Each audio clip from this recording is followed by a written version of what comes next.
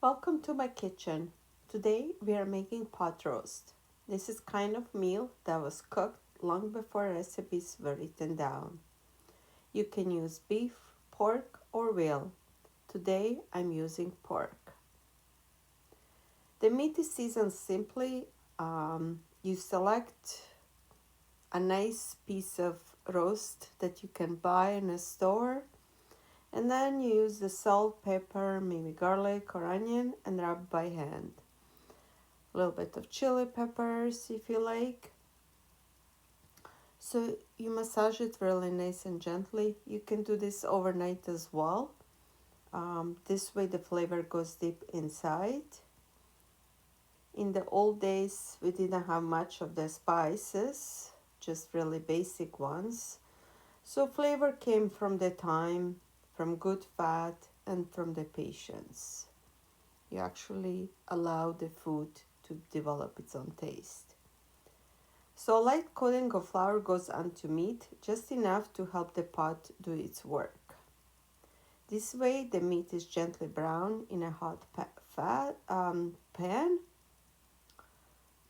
and a little bit of oil or lard you can use. This way it will just be cooked more traditionally.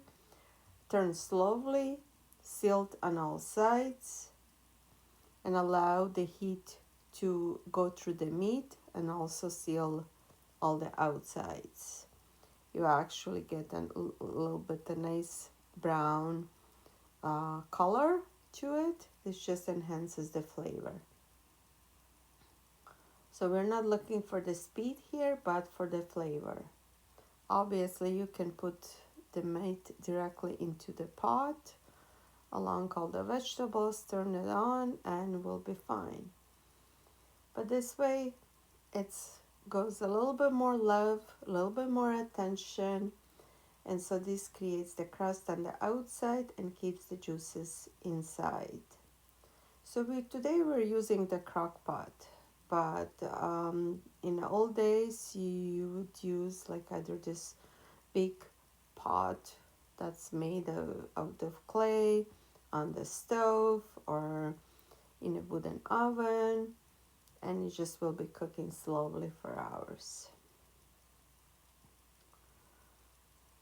So we always we also simmer the vegetables a little bit, also to create a little bit more flavor, and put everything into the pot. And we use any kind of vegetables that you have in a kitchen or a refrigerator, onions, carrots, parsley, peppers, any greens, anything that you just wanna. Maybe also it's coming to its time and it needs to be cooked, so you can just put it in there. Normally don't put any water, allow the meat to release its own water before you put any, and so the vegetables and meat will create their own juices. Today this is slightly modern version because my kids love it in this way, but traditionally food was even simpler. It wasn't meant to impress, it was meant to feed.